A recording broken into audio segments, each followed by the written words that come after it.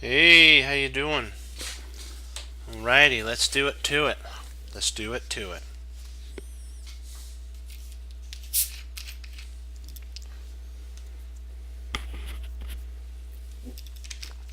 Alright, got my drink.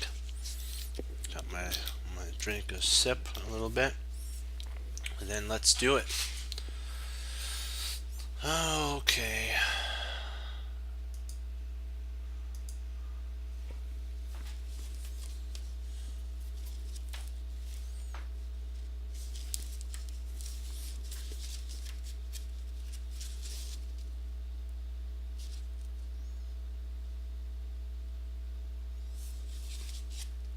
I think we're on 19. Yep, I know 18.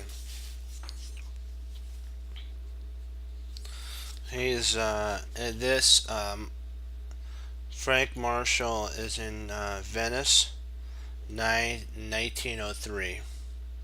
He played the King's Gambit was played on him, and his opponent is J. Miles as white, and Frank J. Marshall as black. He says, as in the game that we looked at on game 11, white played pawn king g4, which leads to a straight disaster. So if if he had, I'll show you what he's talking about here. Okay, e4, e5 here. Oops. Here. Pawn takes. King takes. And what he's talking about is this move here, g5. This led to a disaster for black in one of the games that he played against. So what we did is we actually played f5 here, and this was actually what was played in the game. And he says this unusual move has been played quite a bit in the Gambit tournaments. For one thing, it rules out the headache of the musil and the Alger Gambit as well. It takes care of the Alger Gambit. I don't know how to pronounce that. It's Allgaier. It's all those different types of gambits. Let me get a sip here.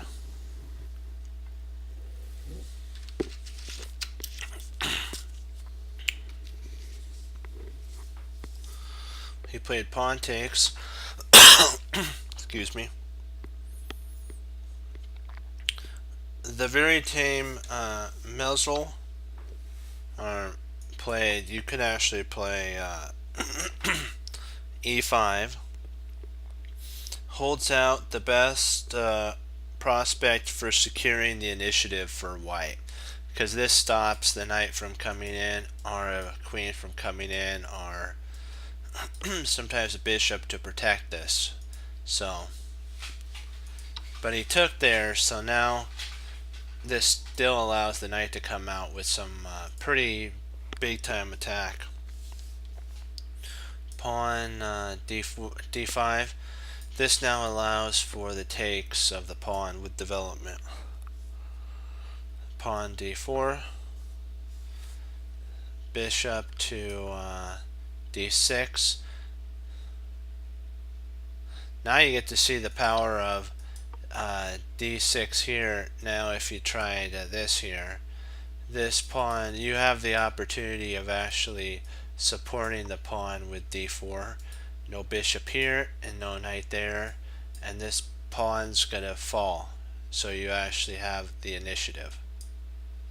But he played bishop d, so now if you give Marshall the initiative, he's going to take a mile. If you give him an inch, he'll take a foot. If you give him a foot, he'll take a yard. If you give him a yard, he'll take a mile. So, okay.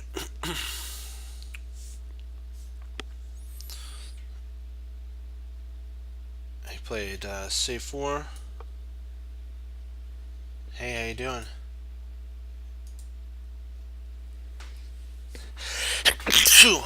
Excuse me. Oops, wrong notation. Oh, that's the wrong one. Nope, sorry. That was right. That's the interesting symbol, not the dubious.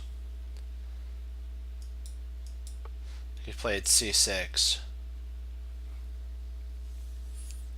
White's last move is played with the view of opening a new attack with c takes d5. So c takes d5.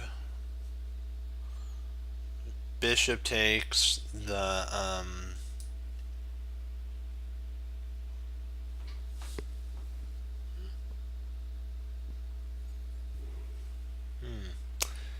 let me see here. So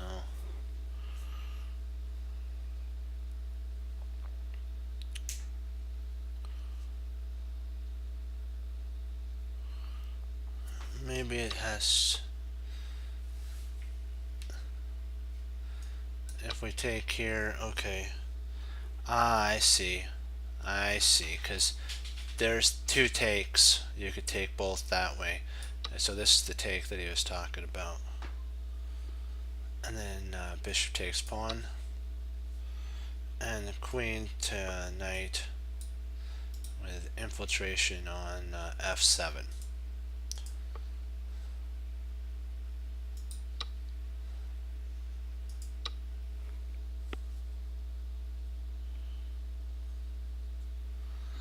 Knight to c3, knight f6, and then queen to d3. Queen to king 2 check, or queen to e7 check. King b1.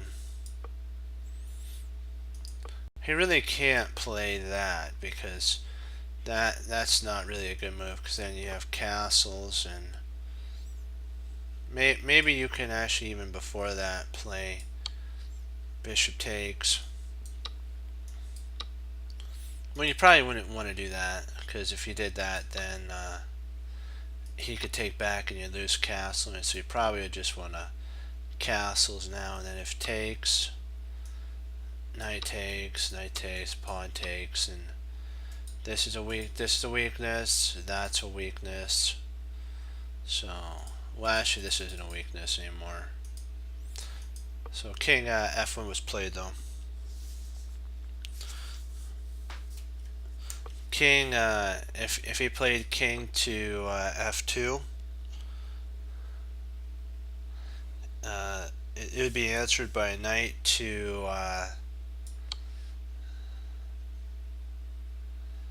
g4 check. However,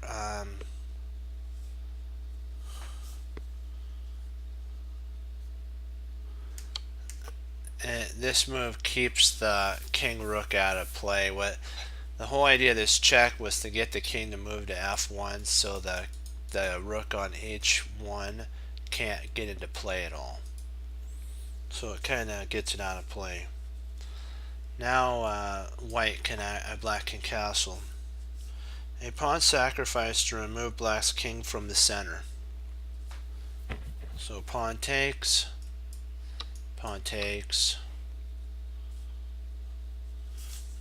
queen to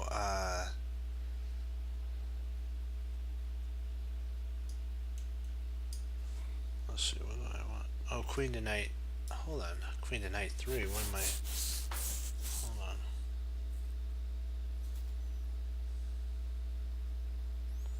What did I miss here? Oh, white to move. Sorry, I thought it was black to move.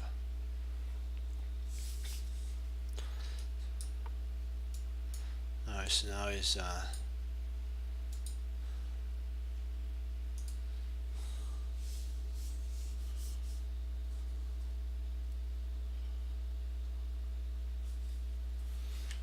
there's also queen to c2 or c7, I mean. Knight takes the pawn. Knight takes the knight.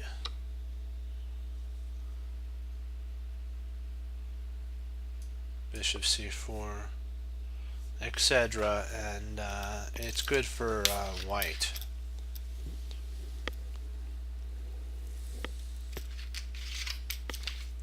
So it's kind of like Marcel's got to be careful here. So he just developed his knight. Didn't go down any of those complicated lines that could be a problem. So takes, knight takes, queen takes check, king to h8, and then bishop to do d3. Queen b4, let's see here, queen to f5, keeps an eye here, keeps an eye here, so that potentially could be played.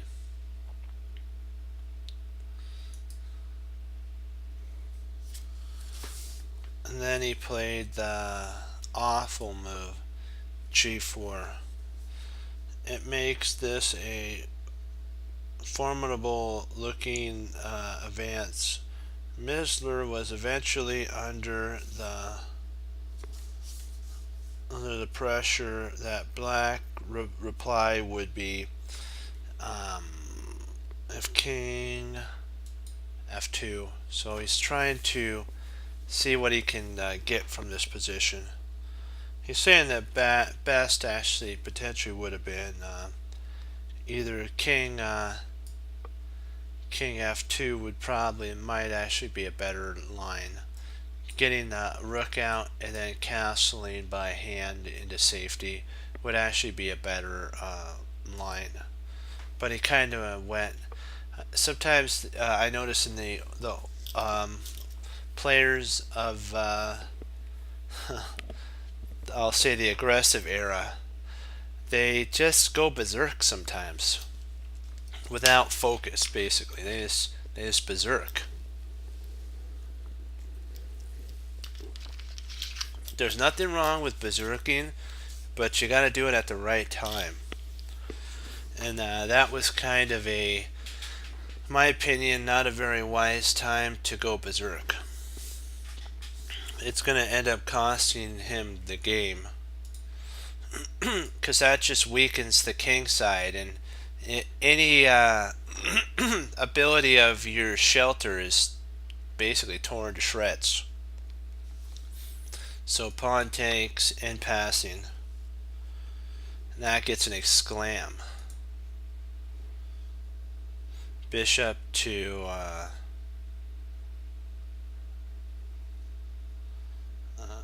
king knight there.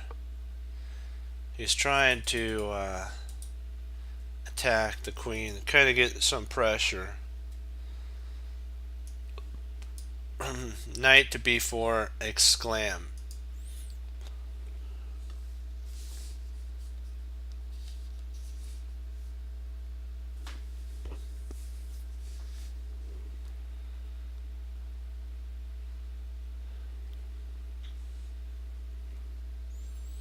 Queen to king 4, queen e4.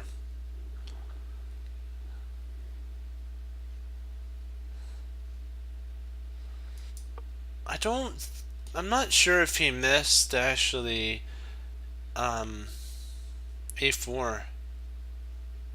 Yeah, I'm not sure if he missed maybe he did miss that on the calculation when he played there. Yeah, I think it was a slight kind of a how would I want to say it?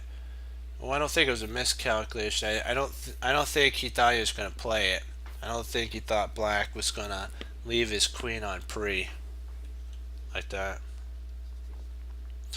So queen takes. Let me see here.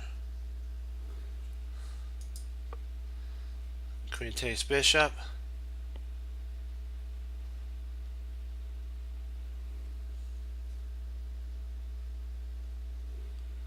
Oh no, queen takes bishop, pawn. Sorry, not queen takes bishop. That'd be bad. Queen takes bishop, pawn. Queen takes, bishop takes, bishop takes, rook takes, and now white is toasted. He's cooked, fried, and plated. White is cooked, fried, and plated. The exchanges have eliminated to an easily won game for black. Yeah, it's over. King to g2 is forced. Queen rook goes this. There's no hope for black here. Black's just done. I mean, none to black. White's done. I mean, white is toast. He could try. He's going to bring his queen rook over to AF1. Pawn takes. Bishop D2.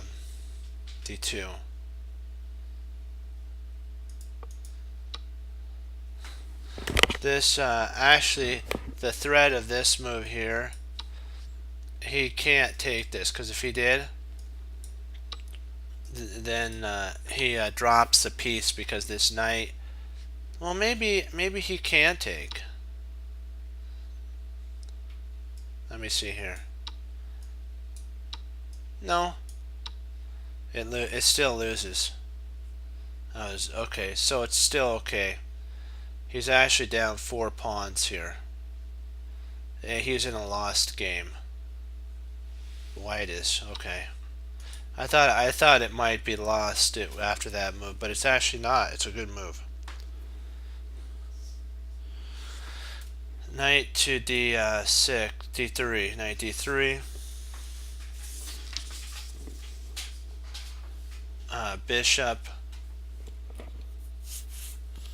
Bishop to king 3 there. He's trying to hold here these 2 spots.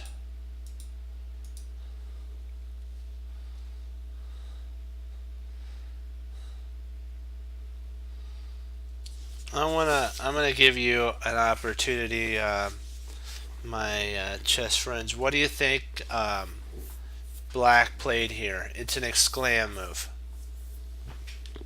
What do you think black played here? It's an exclam move.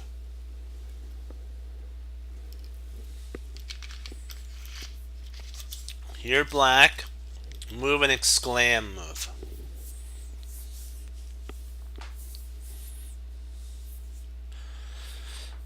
That's a good try. Try again and think. Remove the guard. Ooh, that's an interesting idea. That is an interesting idea. But think remove the guard. Think infiltration. Think remove the guard.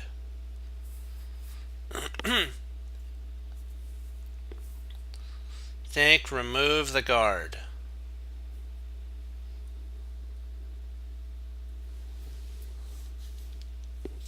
So what move would black want to play if he wants to remove the guard?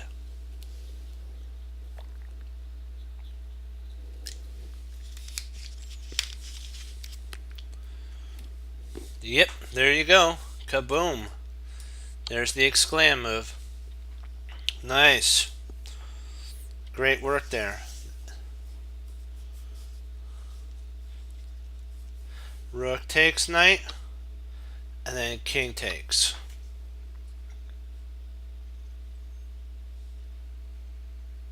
He's saying that the fact that if he played knight takes knight, rook takes, if rook takes, if king takes, then you get a queen with check.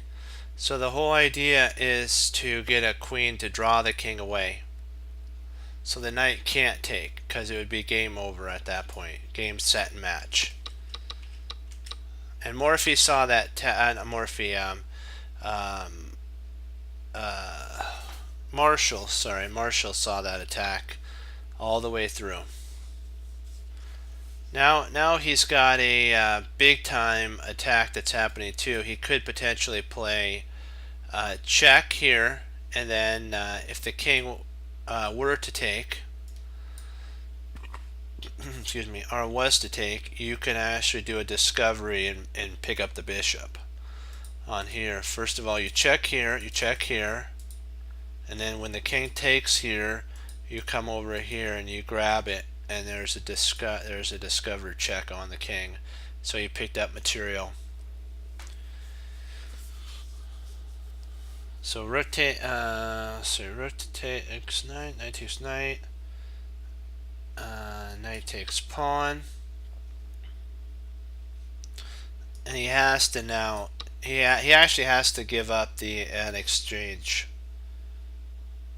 King takes, and then now he's got there's no way to stop the loss of material, and his opponent resigned here.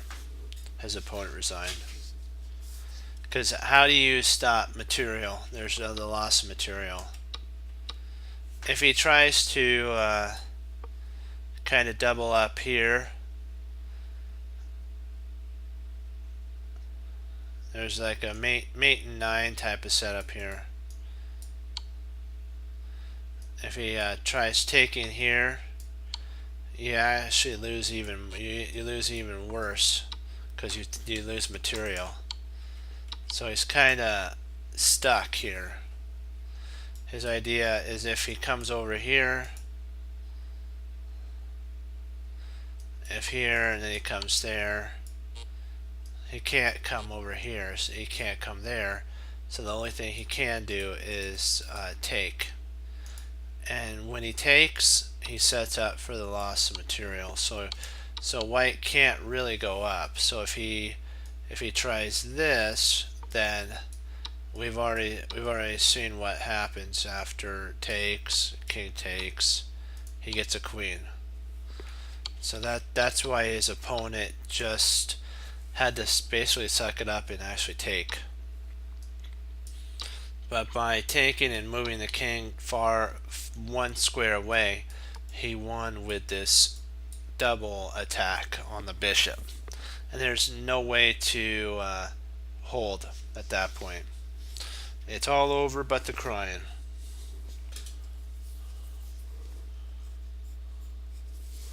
Okay, I gotta erase that.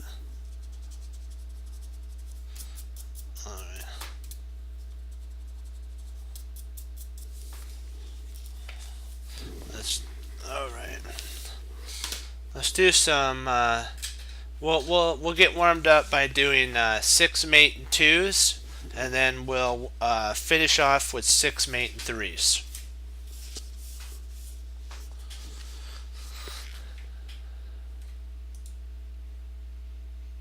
We're going to be doing mate and 2s right now.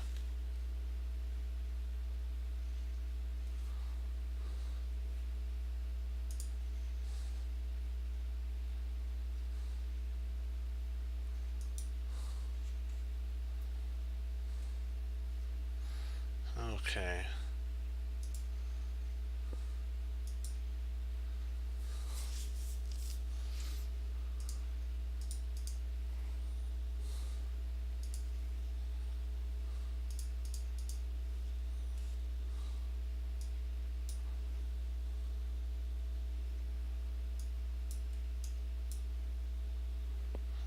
Alrighty, just give me a second. I'll get this all set up for us.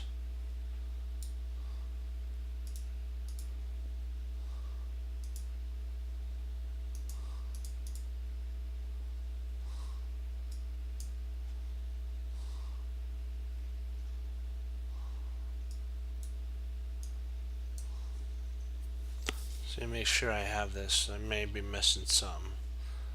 So just give me 1 sec. There we go. 1, 2, 3. Okay.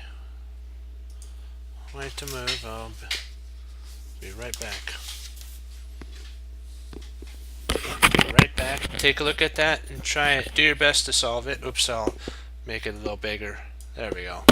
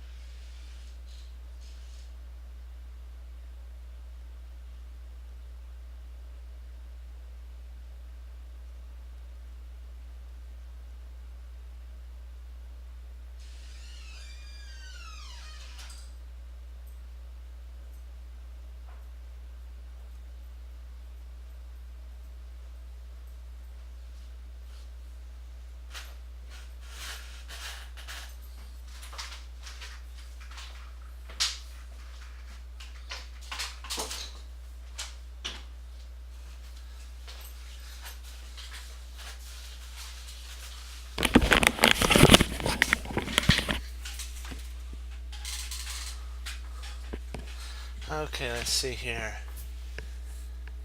So, A there. And then queen. Yeah, that'd work.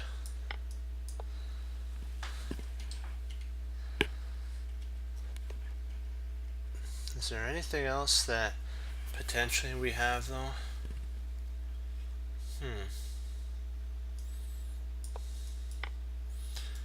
Does that work? No, because that allows there. Trying to see if there's anything else that we have for a mate. I don't see anything. Is there any other mating threats that we're also missing?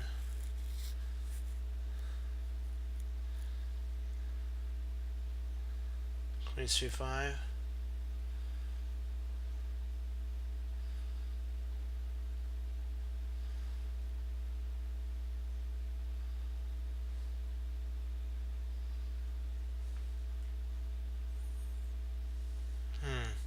I don't know. I'm not sure. Let me see. If we played there, no. You have to be forcing, otherwise the queen takes your bishop. You kind of have to be forcing. This is kind of like you have to have forcing moves.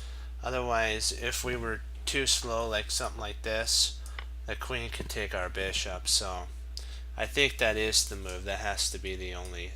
Sometimes there's only a couple lines.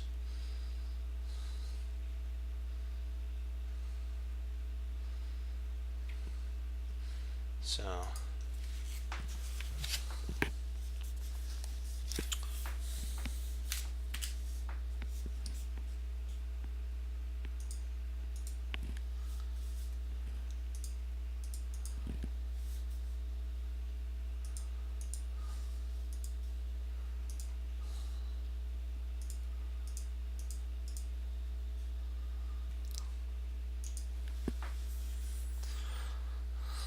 okay.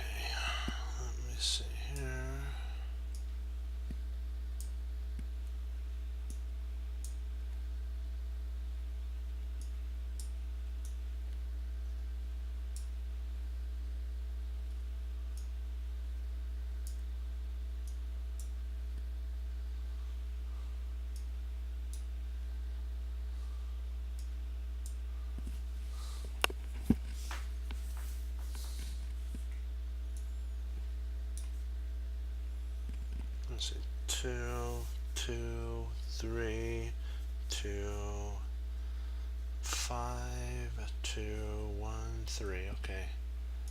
Gotcha. Give me a second, I'll be right back.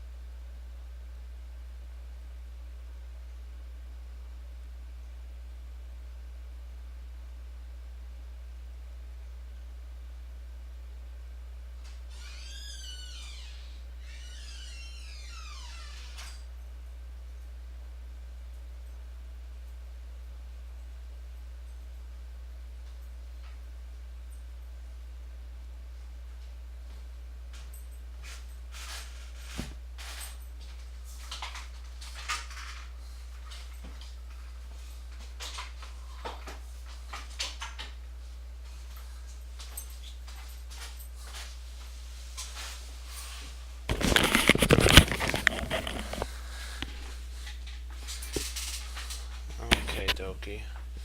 Let's see, night. See if I check.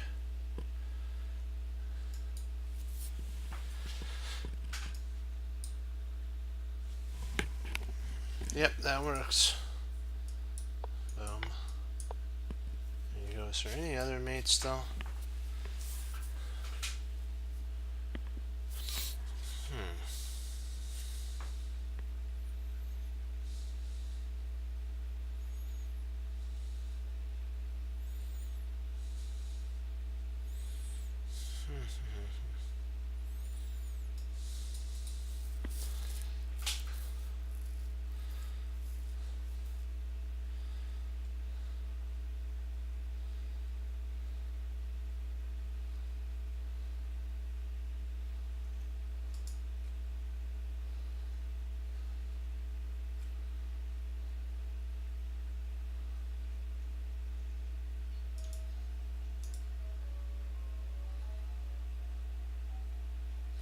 Okay, I think that's good.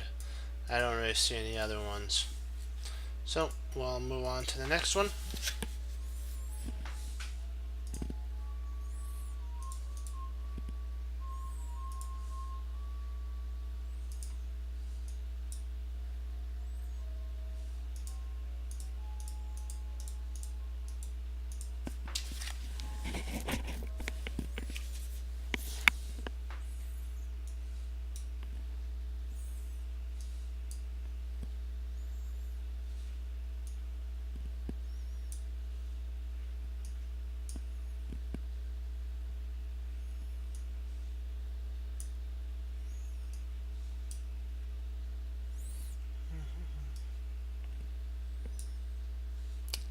Okay, 1, 2, 2, 3, 4, and 1. Okay. perfect.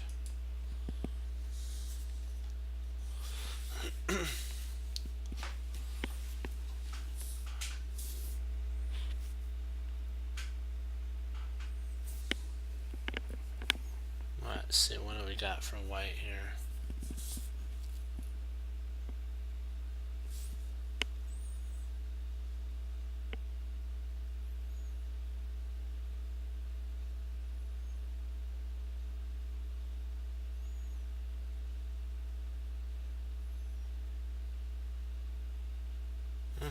That's right. There's your mate. There it is. That's checkmate.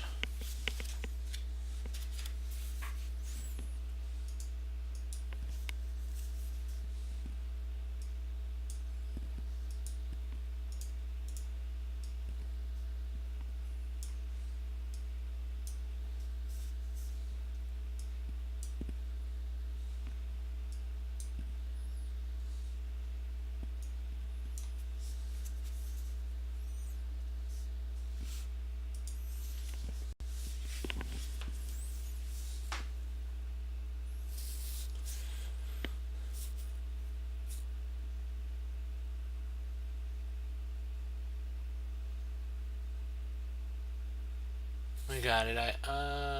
Wow. That's a tough one. There's just enough to win.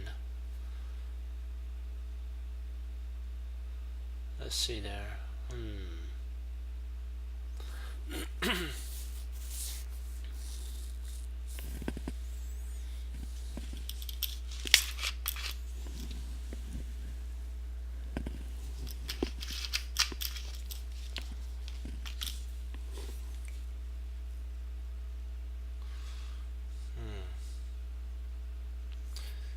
Let's see, rook h6, knight there. Oh boy, what are we missing here?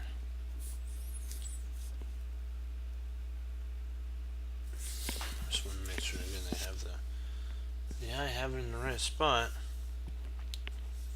That there's mate 2 there somewhere. Let's see.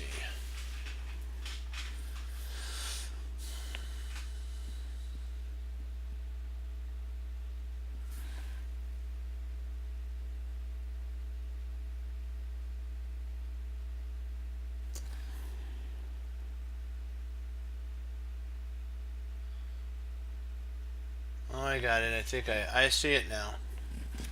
I see it now. Do you got it?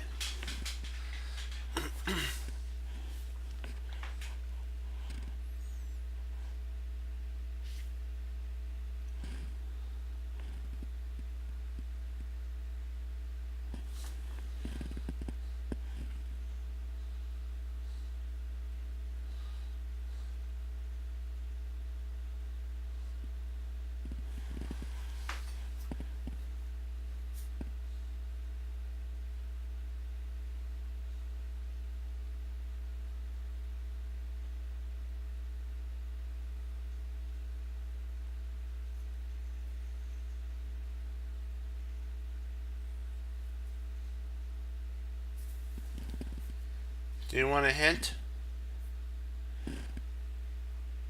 Yep, there it is. I know you got it now. I know you got it.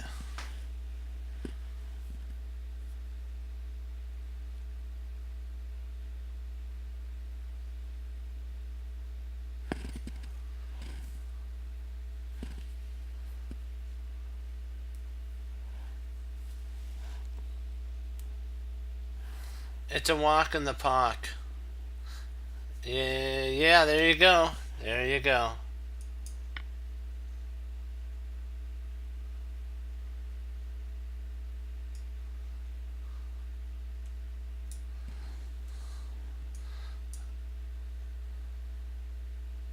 If bishop takes, then rook check is there. If rook moves, then queen takes, G is mate. Yep. There you go.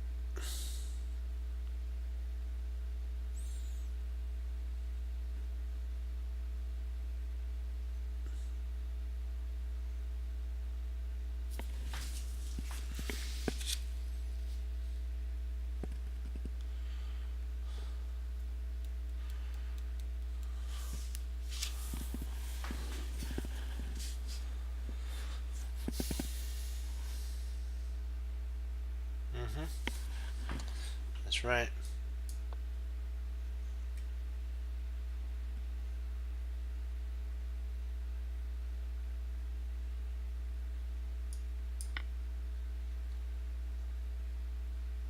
It blocks this here. And that's mate.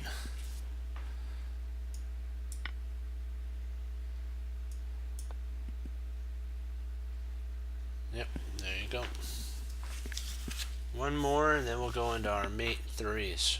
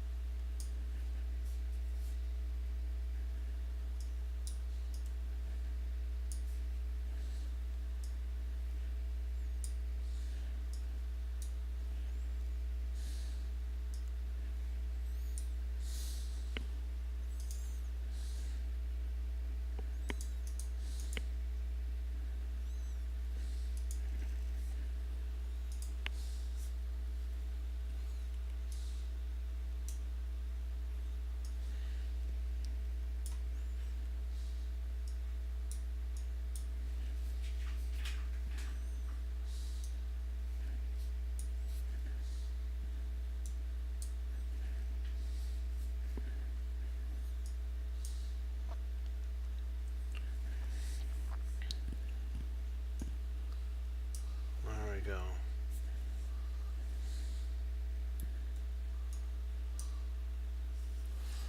Okay, so 2,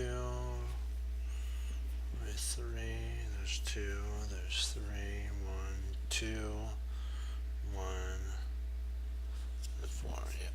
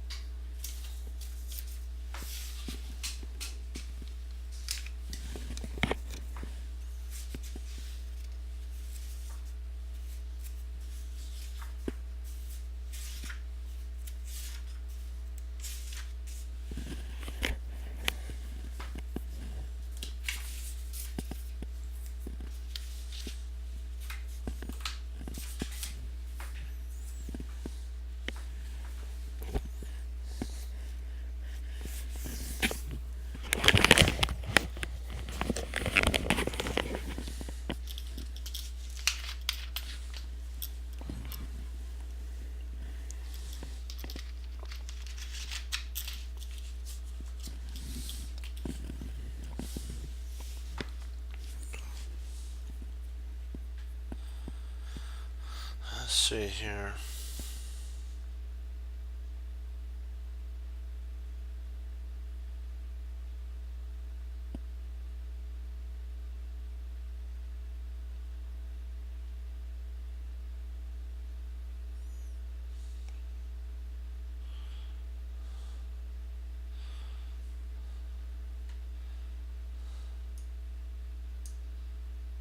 Oh, I got it, yeah.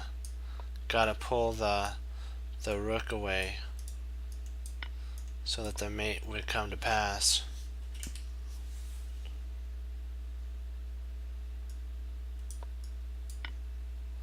There you go. Now we're doing mate 3s. So this is going to be a little bit tougher to set up. So just give me a second. I'm kind of getting a little used to not so many pieces. Let's see.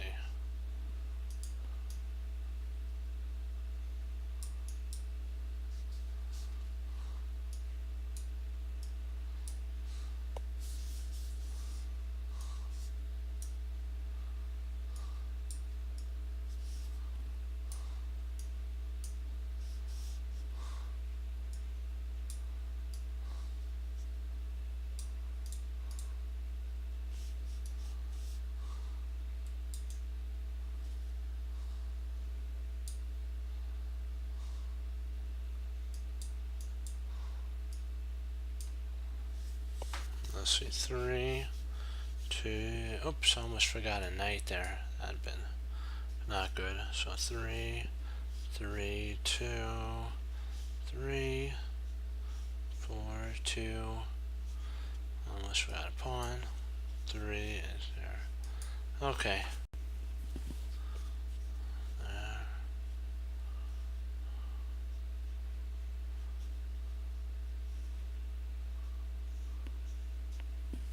So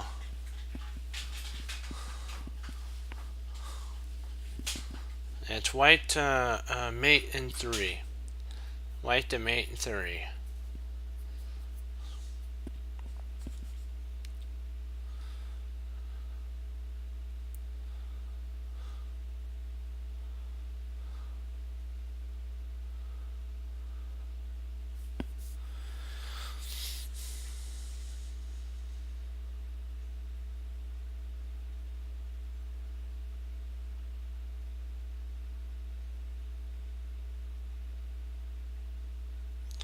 Let's see.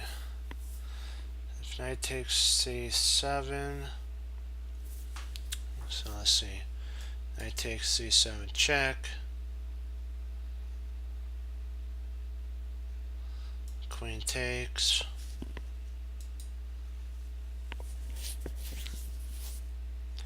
Let's see. Knight takes. Queen takes.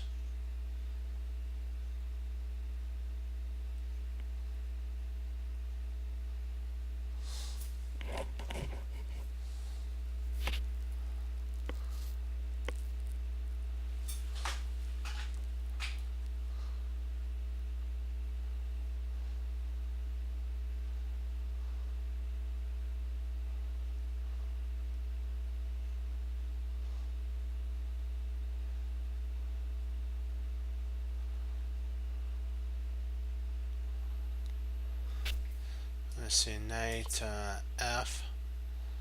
Knight g5. Pawn takes. Then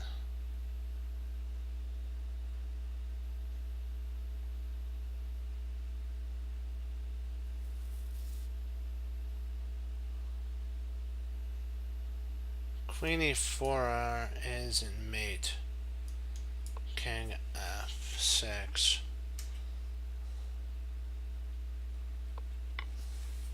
I was trying to make this work, but I missed that move.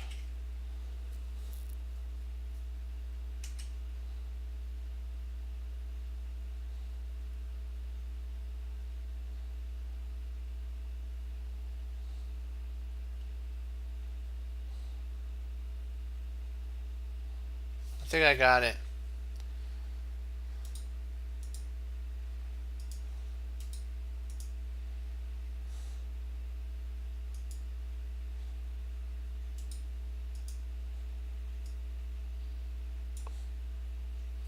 Knight here, pawn takes, and then queen e4.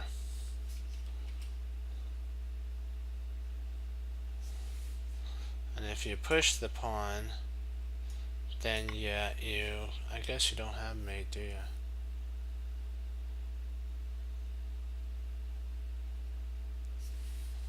Well, then you got, nope, that's not mate neither, huh?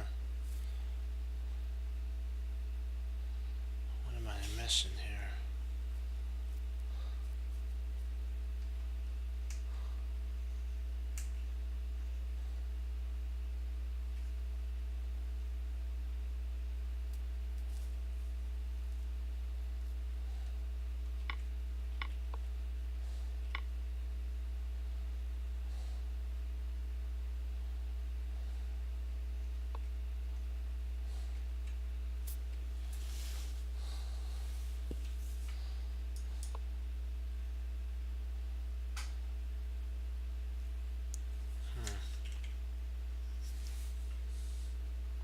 Let's see if we have mate in, I just want to see what the mate 2 is.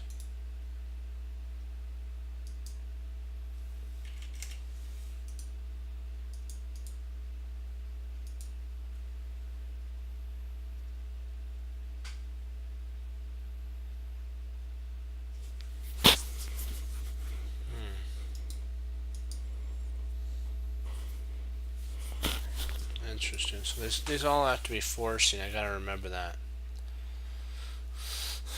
So if he takes,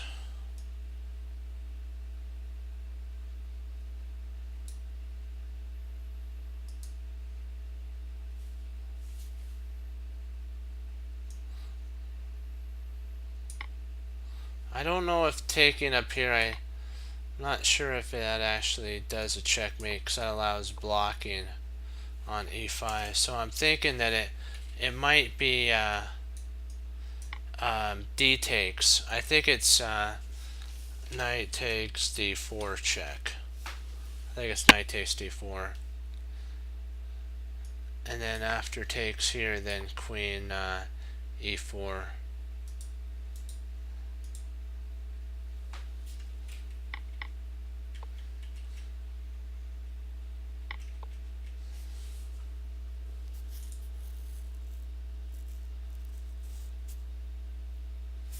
Yeah, these are a little tougher. We'll get used to them. It's hard to do to do some mate and threes, but we'll get there. We'll get there.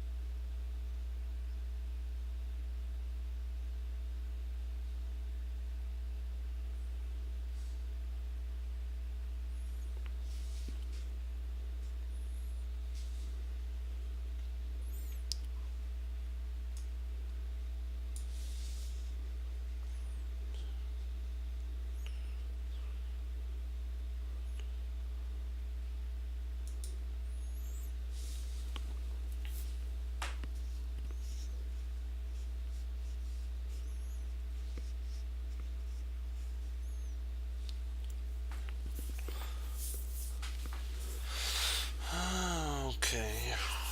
Oh boy, boy, boy. Mate and three. Mate and three.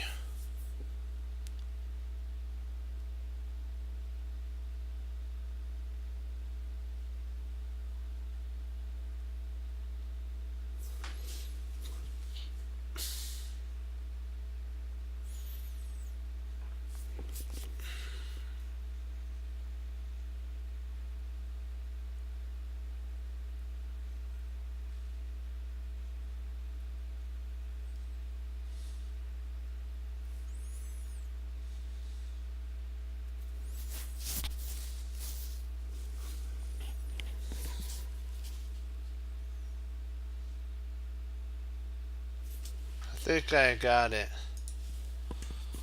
Knight c7 check. Queen takes c7. Uh, Bishop takes c7. And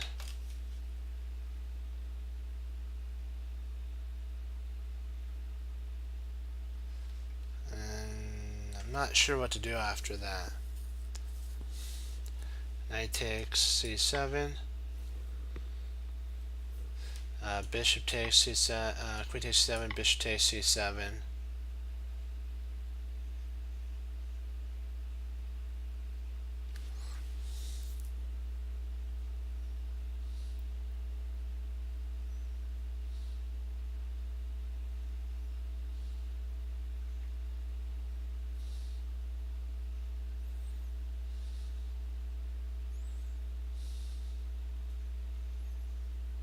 Oh, you can actually queen. Ooh, drat. Okay.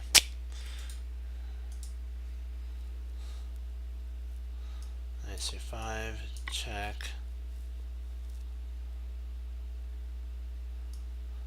Ah, queen e1, there you go. So we had the right idea, just it was just the queen would have caught us off guard. Okay. That's not fun.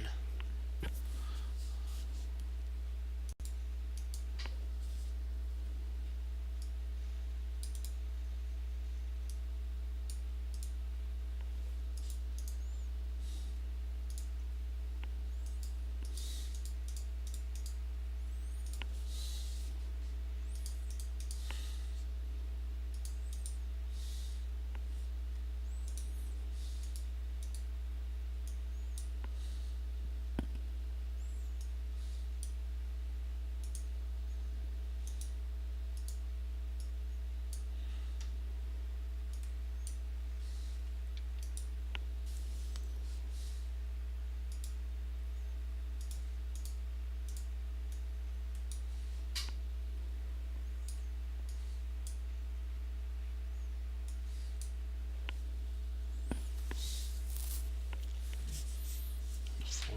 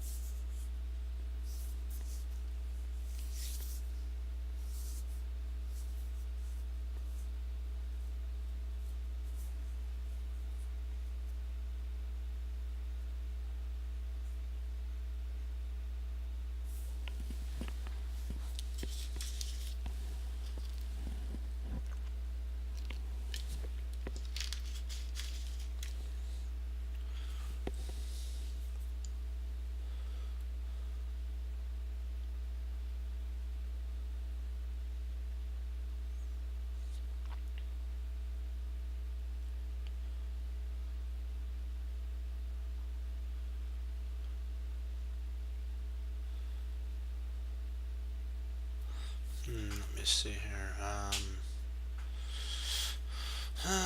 Okay.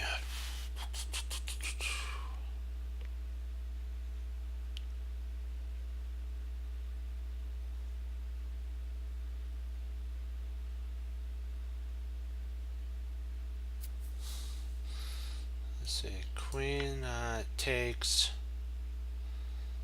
Okay, king takes. That's a problem. So that's a sitch.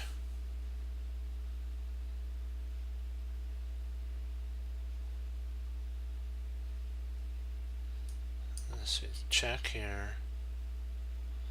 Pawn takes.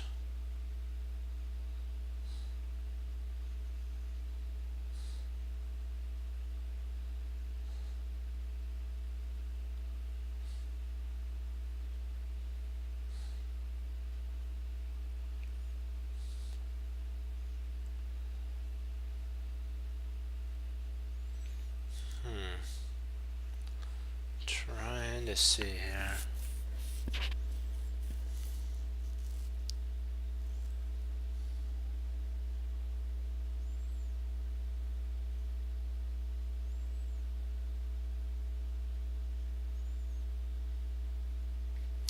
We played bishop there. He's got f6, so that doesn't fly.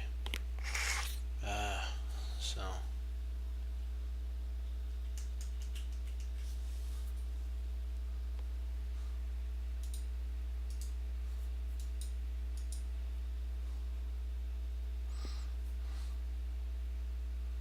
oh, okay. Don't move the pieces. All right.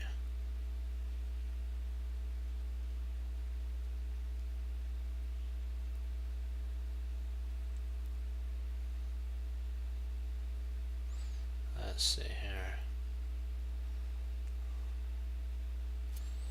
If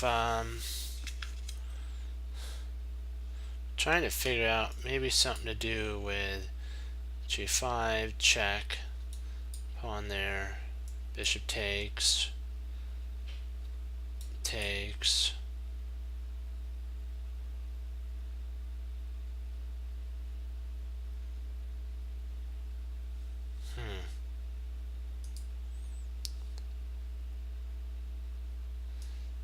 Knight d5, e takes. So g takes.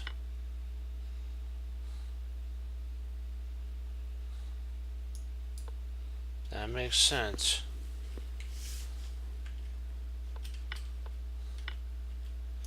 Takes there. You have g5 mate. Takes here. You have queen e5 mate. Okay.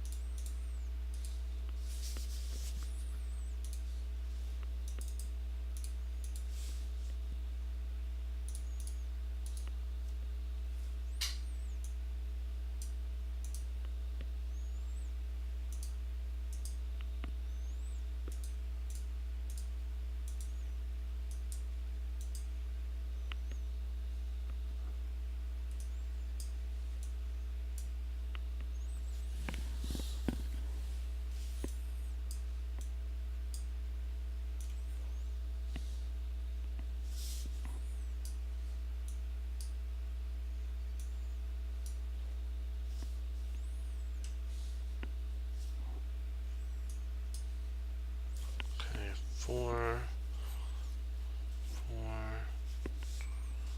3, 3, 4, and 3. Perfect. Let's see here.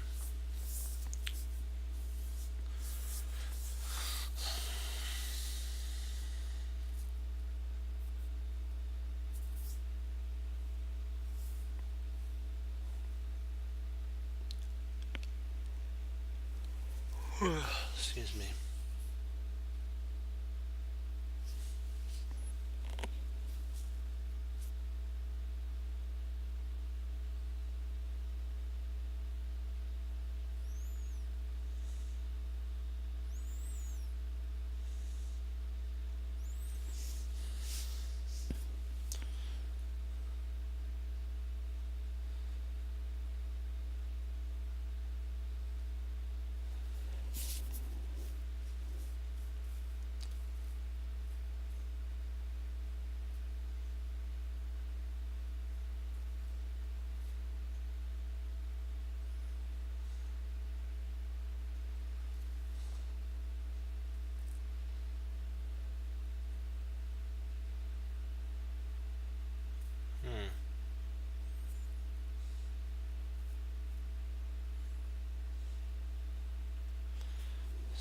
Queen takes f7 check.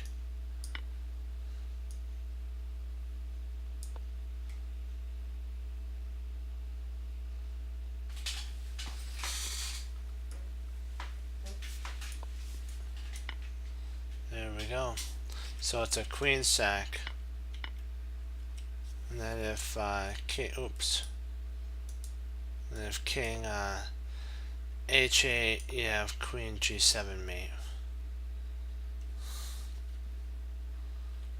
There we go. Nice. Great work there.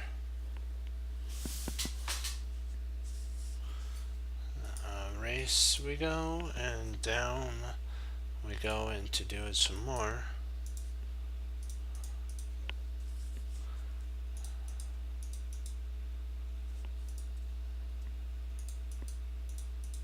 We're going to do 2 more, and then we'll start into our end game.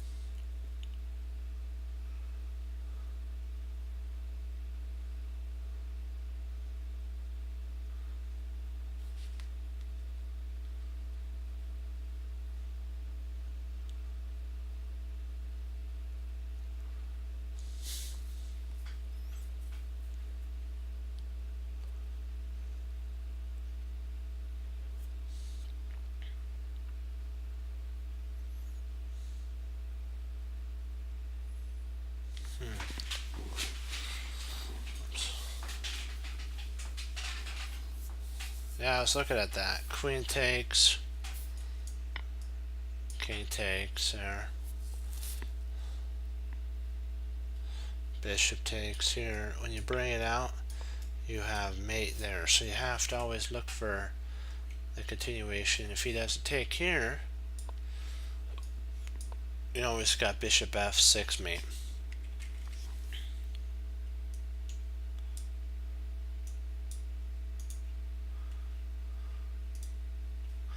One more.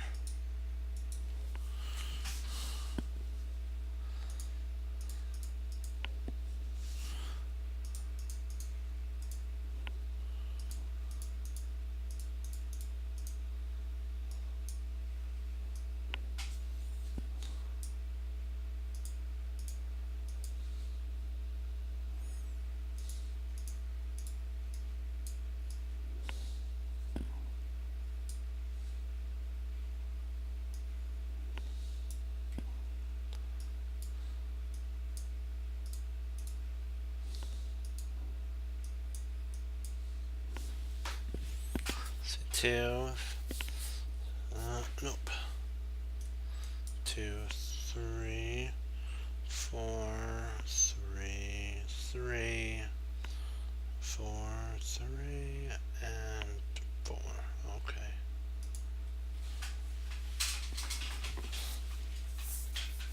This one's a straightforward one. We should get this no problem. No problem whatsoever. This is a walk in the park right here.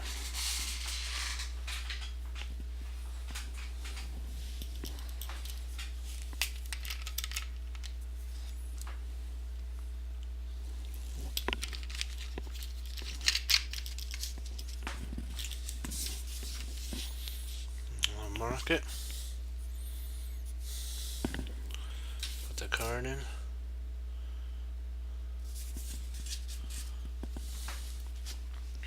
Shut her down.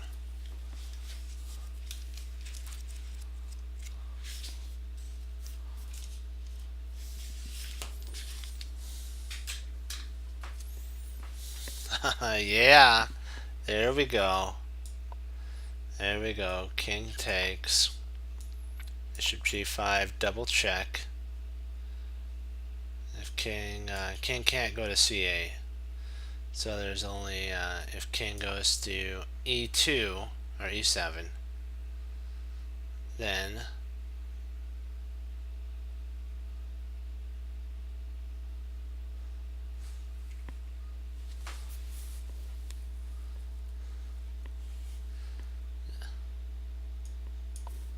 I don't know.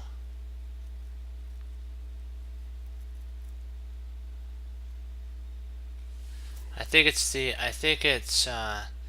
have to go, yeah, g5. Sorry, not a5. Sorry, g5. Yeah, I did the wrong one. Yep. And then that's mate.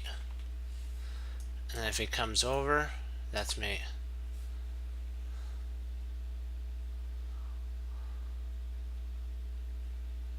Yep, that's right.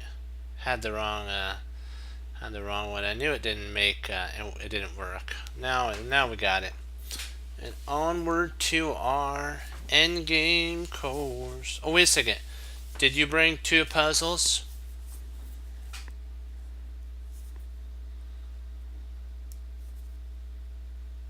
Or do you want to go into do endgame? We could do the 2 puzzles. Okay, perfect. Because if you didn't, we always can go into endgame. Endgame's like the funnest thing.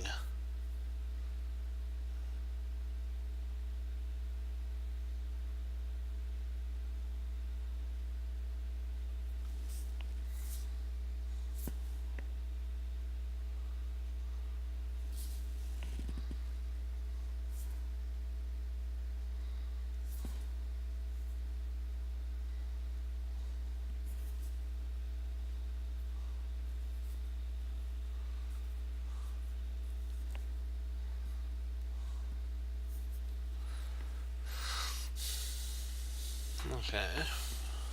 Well, let's get the end game set up while we're waiting. Okay.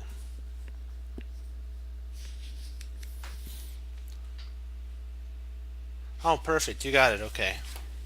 Nice. Okay, we'll do this first.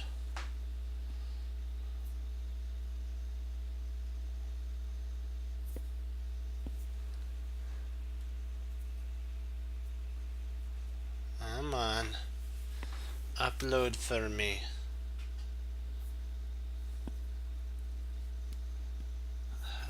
Come on, don't. Yay, alright. Hooyah. So black to move. Okay.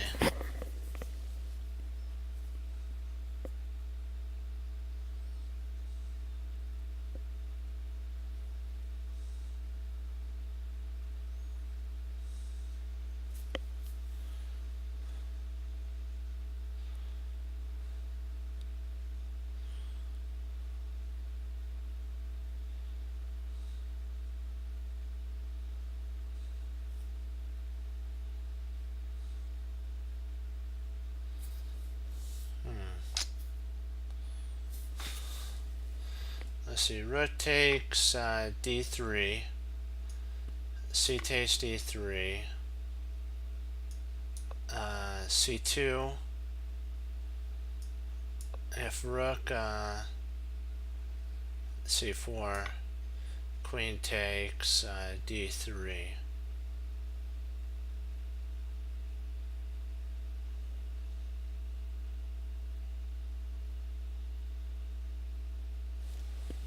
What do you think? Is that it? Or is there better?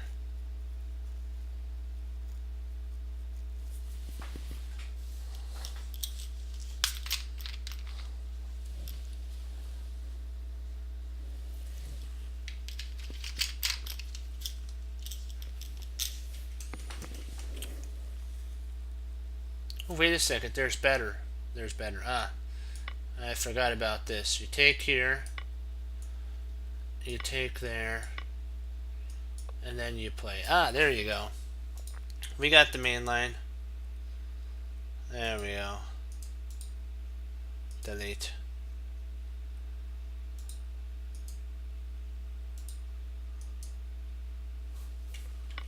There.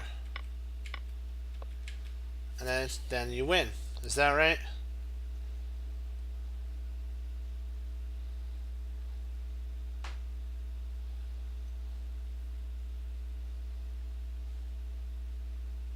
Was that the right move order?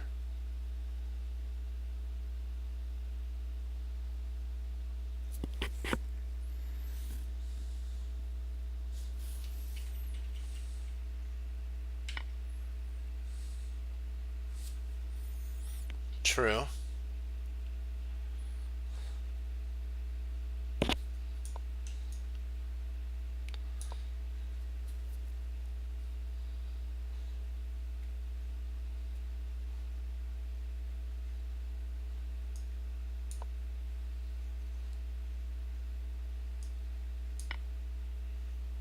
Oops, sorry. That's a blunder on my part.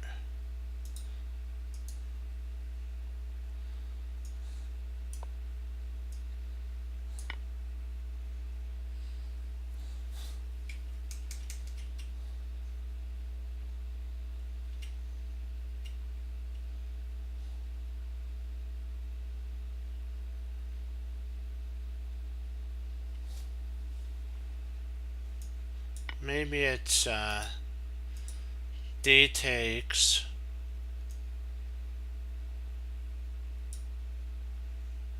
If D takes, then queen takes e4, and if he plays there, we win.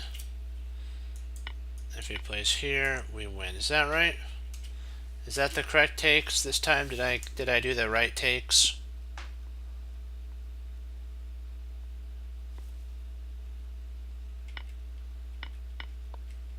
Okay, perfect. I just had to get the right combination of the takes down.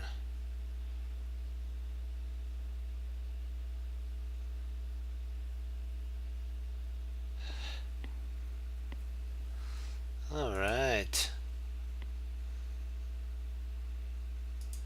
Let's take a look. All right. There's two light squared bishops.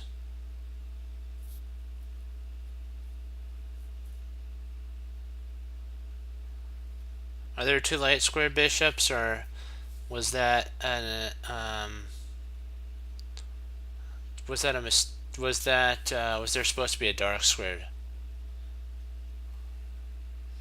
Okay, just tell me where you put it. Where do you, oops, wrong one. Ah,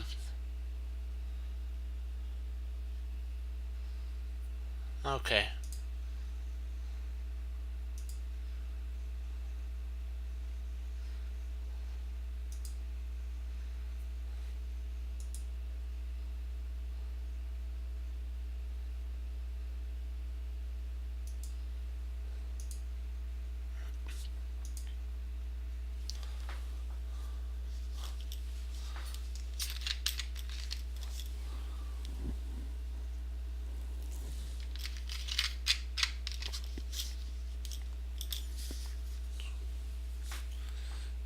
Okay.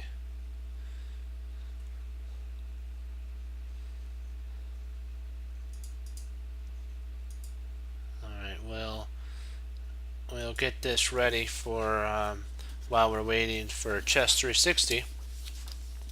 We'll get everything set up for our thing tonight. Clear.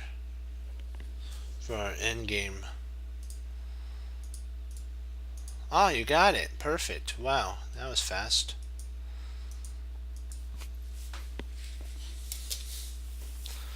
Okay, there we go.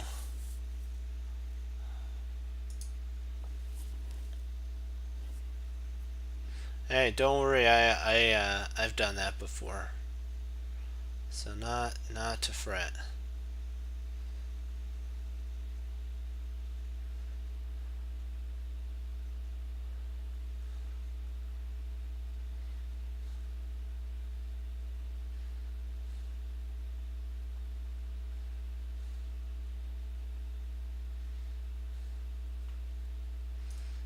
D2, rook takes E5, bishop E6, rook takes E6, and then king to D7. Oh, not to worry. Yeah, you draw. It's an endgame. It's an endgame where you draw the rook in. He doesn't have enough time to come to D6, and you just have to be able to sacrifice everything, and you're happy at that point. He's like, his rook's got a full belly, but it's now like, I can't fit in my armor to protect the empire anymore, and so gobbling all that all the goodies didn't help at all. And if he tries playing rook d1, which potentially could be what was played,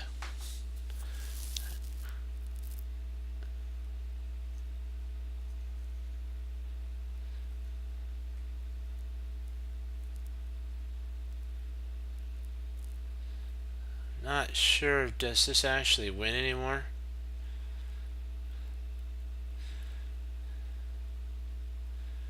I'm just trying to see. Sometimes if it doesn't go a certain path that they have it go, it's losing, so yikes.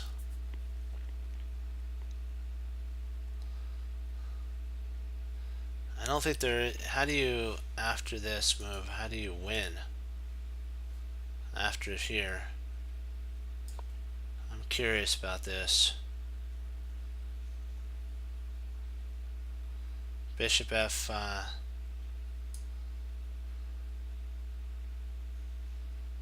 Bishop F6 after he takes, then Bishop E6. Huh.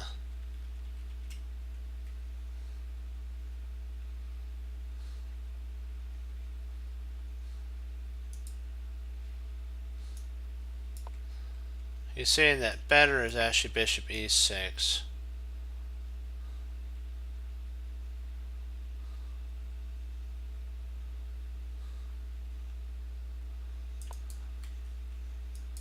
And then you get the same thing.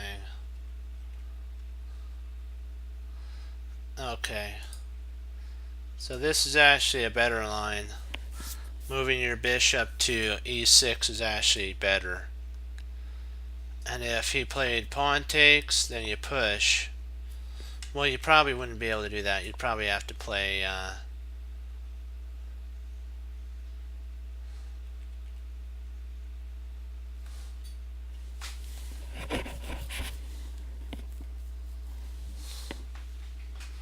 yeah, I think that the bishop pair would win at that point.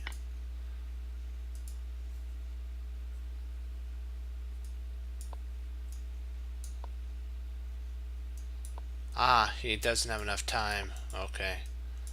Gotcha. Okay, got it.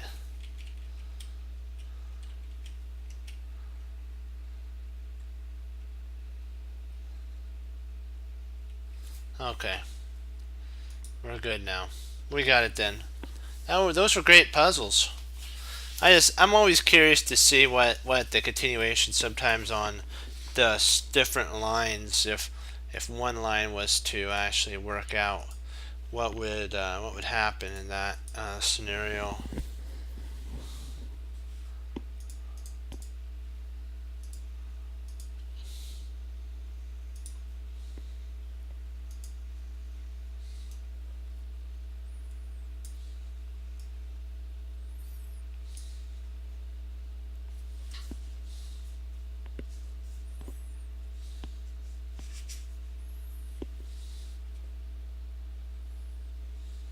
Supposed to move black, okay.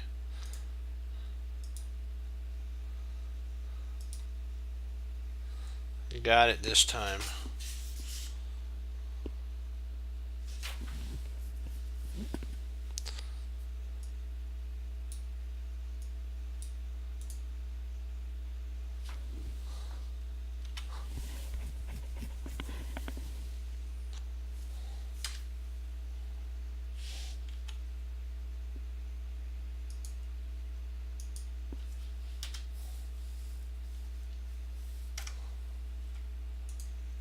The players who are playing this, white is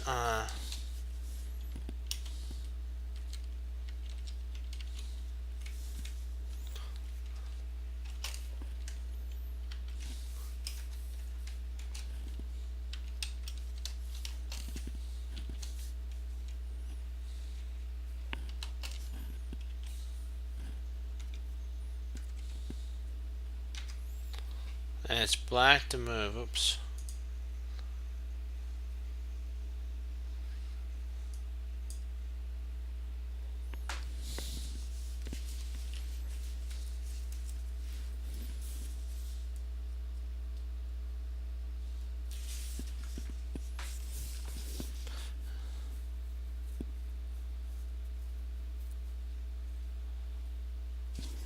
Okay, you're black here. What would be a natural move for a black to play here?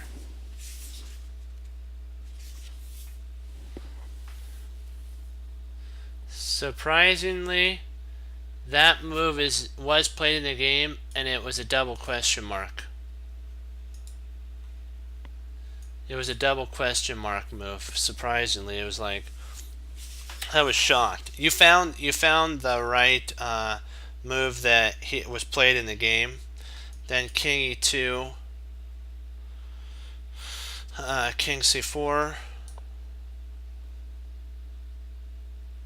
After h5, king takes, and then g5. And after actually h5, it was agreed to a draw here. But you got better. You have a better move here. Now try to find the move that's an exclam for black. Find the move that's an exclam for black. That goes along with what we've been going over. No counterplay.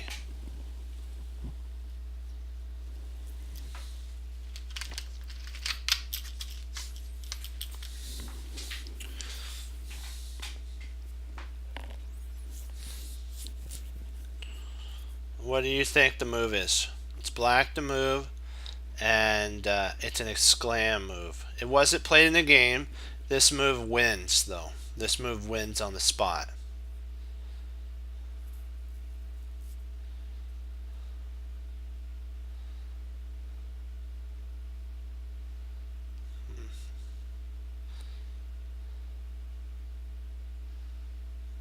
Uh, Close, but try it again. Try it one more time. Think being able to have him react to your threat. See, our idea for our king is to come over here and gobble these pawns up, and then get this pawn rolling down the board. So what would we do? We want to gobble these. Black wants to gobble these 2 pawns up, but he has to ensure that there's no runaway pawn. So how does black take advantage of not having a runaway pawn? Because he wants to get his king. Black wants to come here and eat these 2 up, and then potentially get this one going down the board. So what would black play here to relieve not having a runaway pawn?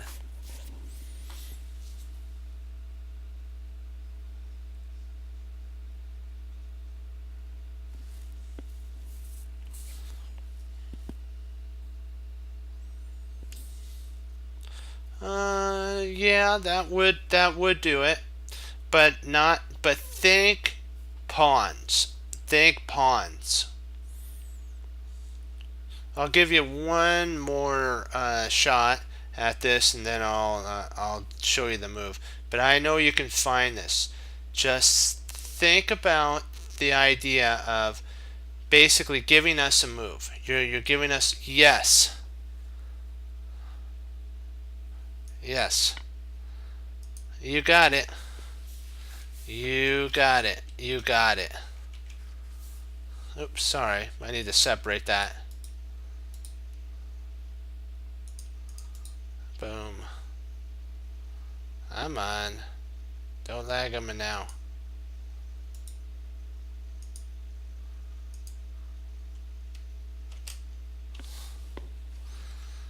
I don't understand why. Okay. When he takes on F3, what you're going to do is you're actually buying a tempo. You're buying a move. And surprisingly, this gets rid of all of his threats. He could try to get the pawns going with something like this.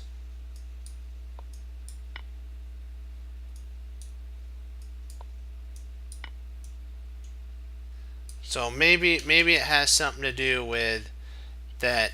If he tries getting the pawns going, you might be able to potentially stop it. It might have something to do with that. Promote.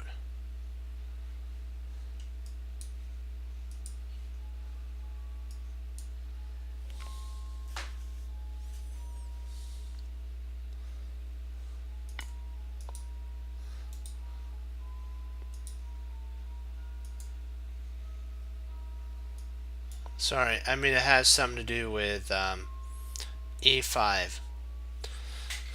This idea is you're locking down, you're winning for basically 3 reasons. At some point, white will be forced to advance his king pawns here, and when he does, you have 2 tempos. You have 2 tempos that you can play. So he's going to have to march him sometime, and if he ever tries to move his king away, you can always just come in like this if you needed to. And if he tries to get going, you come in. Like I'll show you.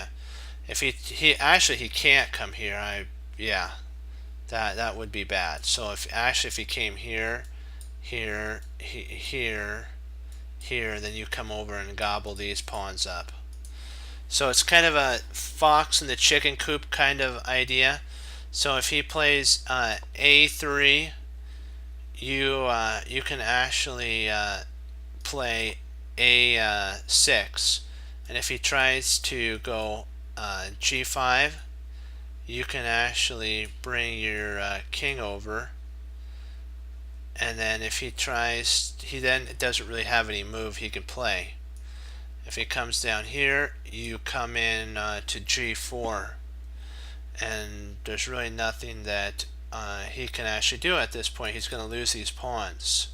You put him in a Zook swamp position, and you still have a move, even if you had to like buy a move. Even if he played here,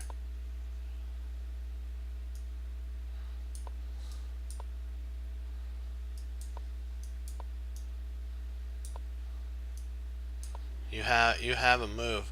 And if he tries this, well, I guess you'd have to be careful at this point. You'd probably have to come back up after here and grab these pawns and just give that one up, and then run this one down the board. So, and then trying to hold off black's king fails. Like if he tries, if after this we play e5, if he tries going let's see here,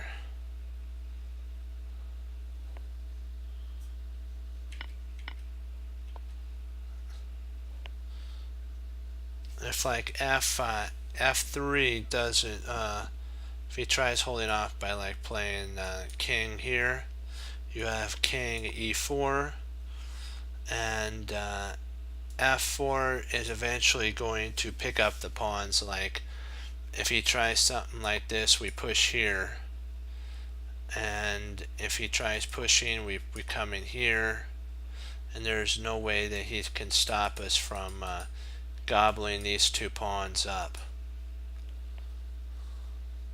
Black has 2 tempo moves on the queen side to white's 1. This is critically important at certain points. So he actually at this point plays, after we play e5,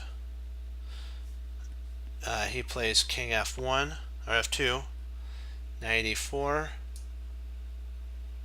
knight e4. So this is the main line here then.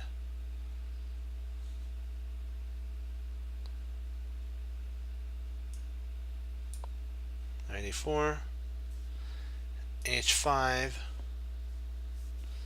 So h5 promote. G5 loses on the spot.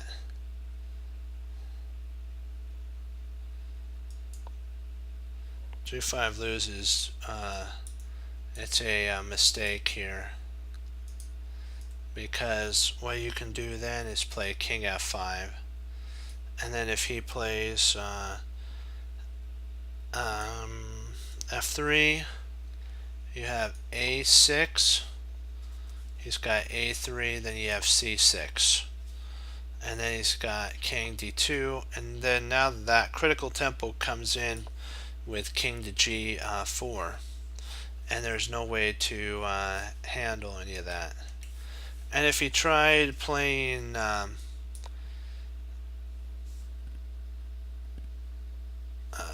back here, sorry. And if he tried playing e2, you have f3 check. The king e2 is a mistake because it allows our idea to be implemented, and then after king f2, king f4, g5, king g4. If he tries king f1, which is also a mistake, we can actually just play king f3 at this point. Now we have opposition, and if king g5, we just go to king h4, and either way we're going to pick up one. We're going to pick these pawns up, and we're going to have a runner on the king side. It's even easier at this point. Okay, h5 was actually played here. After h5, black to move and win. Okay, you're black. I'm going to give you a second to think about it. Think of the idea about these two pawns. What move is an excellent move for black here? And I'm going to give you a second. I'll be right back. Black to move.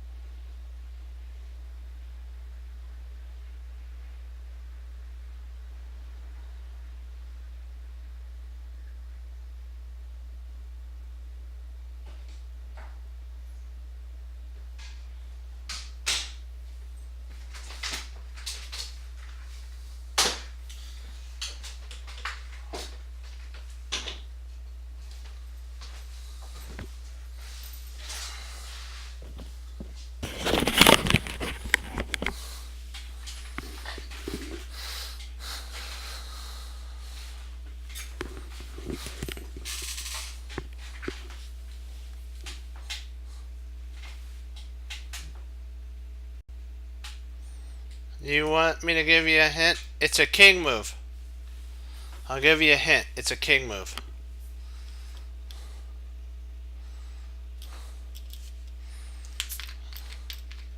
If you did the king move, if you moved away over to d3, it would be losing. Oops. It's losing if you do that. Try one more. You have two king moves that you could play. Which one goes in tow or in tap with our idea? We want to stop these. We want to stop these pawns. So how do we stop these pawns?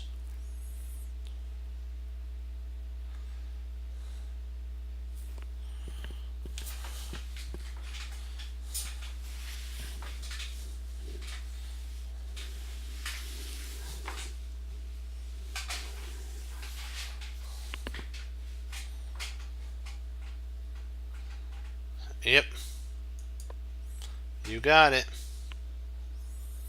And that's an exclam move. King F3. And then you get the one tempo move you needed. H6. Boom. And that wins. Exclam. Great job. Great job on finding that. So it's a tough one. A3, A6. We're gonna go back after we set this up. King F2,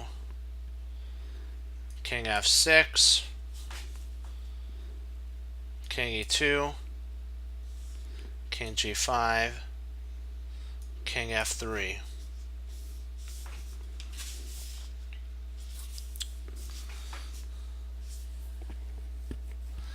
And thanks to this move here, black is lost. And C6, it's time for white to resign. But let's go back to King E5. But before King E5, H6 is a mistake at this point. It's a double question mark because of G5, and white wins. White wins on the spot here. If F3, G5, King F5, G6, H takes G6, H takes G6,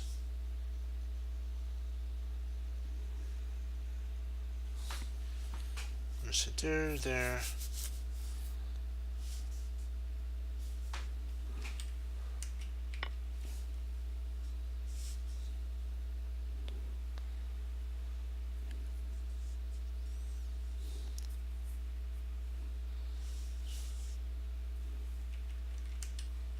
G6, H takes, then H takes. If he plays H6 here, this is losing for white. It's a double question mark move because King F6, and when he tries to run, it doesn't work. We got him. It's all over. But if he takes, G takes, King takes, King F5, King E3, King E5, King D3, King D5, King D2, King C4, and then King C2, C5, and King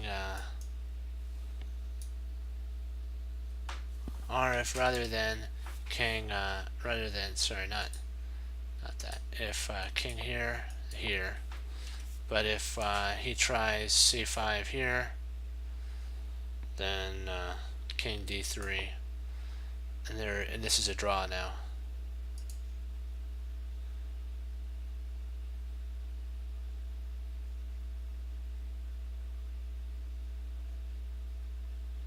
Oh, you're fine. No, we're just going over lines so that we can always get better.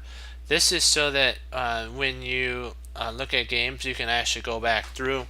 I'm putting them in so that you have the ability to later on go over them. King F1. Actually, this is an exclam move, surprisingly. He wasted one of our tempos. E5,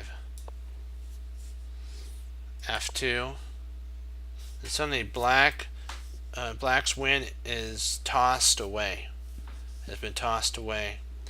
King F6,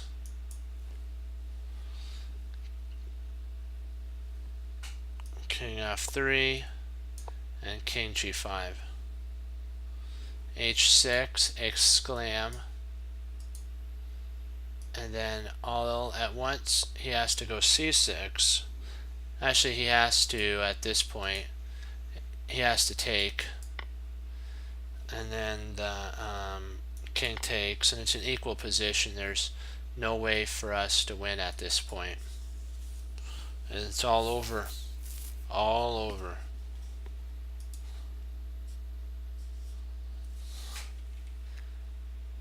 He played f3. If he tried doing g5, king f5, g, h takes, h king,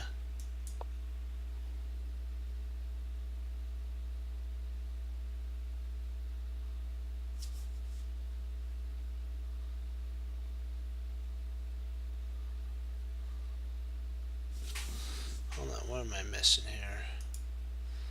Okay, g6, h takes, h, king f6, king f3,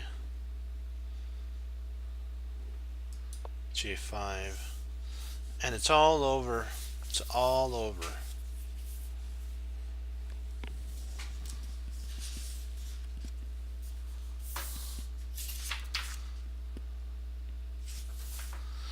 Well, what we learned back here is that this move here, sometimes the most forcing moves we've looked at actually are the moves that only give us a draw. And in the game, Jeremy Somo said, in the actual game, Black tossed away a certain victory by playing e5, e3, king e2, c4, and then h4, h5, and there's no way after takes. G5 is actually played at this point, and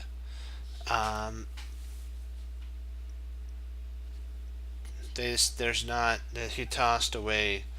Now I believe it's White who's winning here.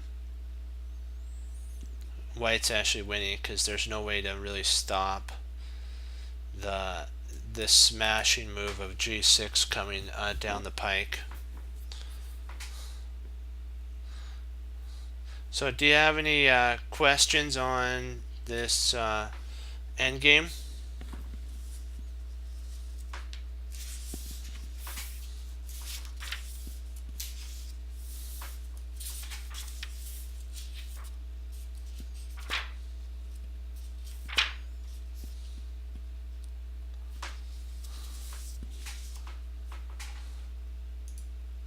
Do you have any questions on this endgame?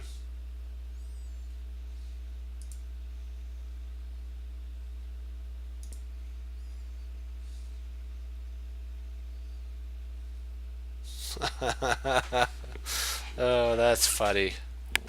Not funny that you got a headache, but I mean that's cute. You know what? I gotta say, now you understand why Jeremy Silman says that all end games are confusing, huh?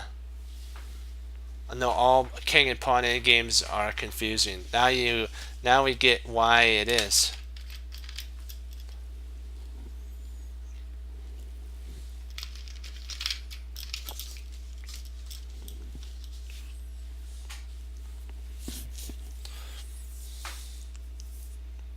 Okay, then I will say adieu. We'll pick up tomorrow because there's a bigger one, and it's we're going to be playing. It's going to be against Kramnik's going to be black playing it, and Buck. This it's actually between these two players.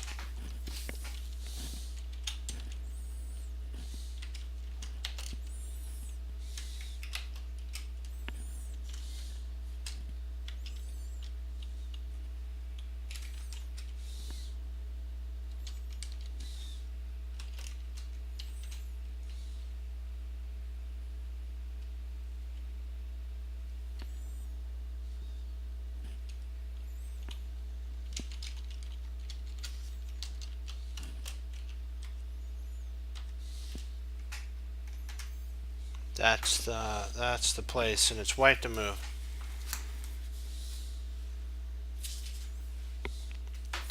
Okay, I will say do. So that's the game if you want to go over it. And it's white to move at that point. And I wanted to thank you all for logging on. Thank you for the two puzzles that you brought, Chess 360. You know what? Jeremy Silman's right. Sometimes the chess games are king and pawn end games are confusing. That's why, like what Jeremy Silman says, we have to make sure when we enter it, we enter the end game on our terms, not on our opponents, and not on just happenstance, as I like to say. You have to, and when you're facing grandmasters, when you're facing grandmasters, you can't show an inch. Or if you're facing engines that are for like tournaments and stuff, you can't show weakness.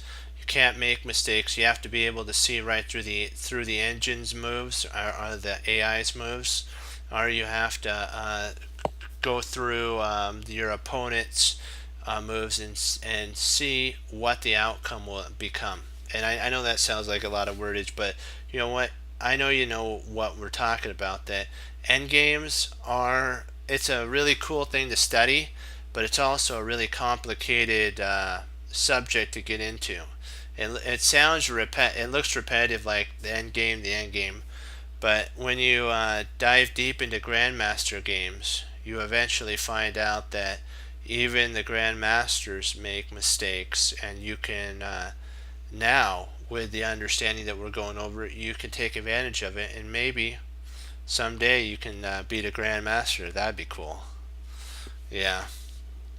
And what we have to remember, like Grandmaster Yadisura once says, every long journey begins with one small step. So if we start with, you know what, just every day doing it end games, our puzzles, and just keep doing those, you'll find that your journey will, of whatever rating or norms you want to acquire to get to the Grandmaster or IM or wherever you are at this moment. And it's so worth going for the titles, trust me. But you don't always have to put them on your name tags, because I think that turns off people if you wanted to talk with them. Some believe that it builds up, in the eyes. I could see the point of both, but you just always got to remember that you want to have the one-on-one communication. And sometimes when you have a like a rating thing there, it makes the player that you're talking to feel intimidated. So we become what we think about. So you have to remember that when you think about the Lord Jesus and his new way that he's teaching you, and the Holy Spirit always bringing those two in, and they direct you into the area you need to work on. Work on it. Don't put it off. And don't, like what we say in Chess Cruncher, don't give up. Get up and make sure that you just keep going. And I wanted to talk to you about something I'm working on, forcing moves. We always think about that force. Keep moving forward, like on Meet the Robinson, always means going forward. Sometimes a forward move may be a move that you have to move back. We've learned that in endgames. Sometimes what a knight does to defend a pawn, it looks like it's retreating, but a knight defends a pawn better from the rear of the pawn, the back side of the pawn. If it was in front, it would be a target to be attacked, but if the knight defends the pawn perfectly, when it's behind the pawn, saying, don't worry, I got your back, and the king can't approach at that point. And that looks like a retreating move, but in reality, you're holding down that pawn so your king could get into the fight. And so that is, as in Meet the Robinsons, a moving forward move, even though it looks like a retreating move. So we have to always, the terms in chess are kind of interchangeable when we say I'm moving forward with my plan. Sometimes the plan may look like, wait, why are you retreating your knight? Isn't that a retreating move? No, no, no, no, no. That's a preparation move for me to actually move forward. And if I didn't have that knight there protecting the pawn, and the king took it, it would be a draw. So sometimes a retreating move is a forward move. But remember what Bruce Lee said, and then we'll wrap this up. Is don't always remember to practice your 10,000 kicks on one thing, like endgame.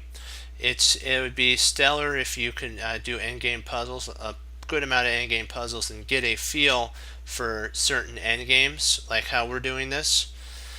And remember though, openings are great to study. Pick, like my teacher told me, one or two openings when you first begin, and then you can branch off when you get higher up in the ratings.